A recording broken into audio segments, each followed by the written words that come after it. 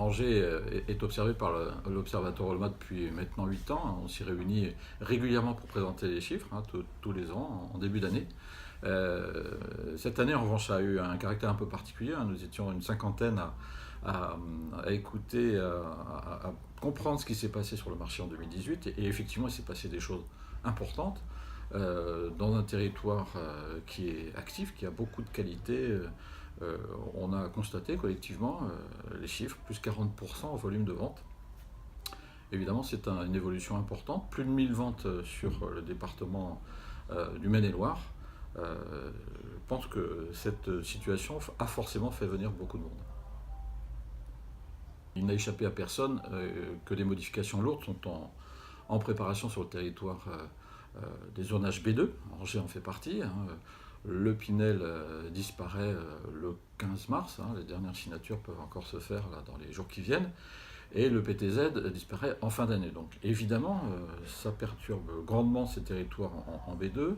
Dans notre région, au Pays de la Loire, Angers a une place particulière dans ces territoires. C'est un territoire actif et qui a donc vu cette augmentation très significative des investisseurs en fin d'année, sans doute avec une logique de reflux, ou en tout cas de réduction plutôt des volumes en 2019 qui nous attend. Donc oui, les raisons sont sans doute là, les évolutions réglementaires, alors que le territoire présente des singularités qu'il faut regarder avec attention.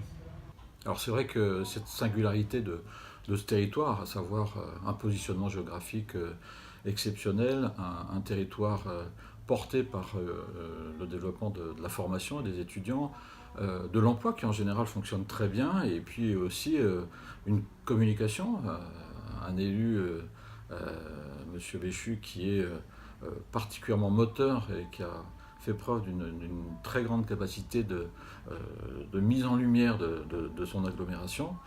Tout ça, évidemment, va dans le sens d'une activité, d'un territoire qui doit se développer.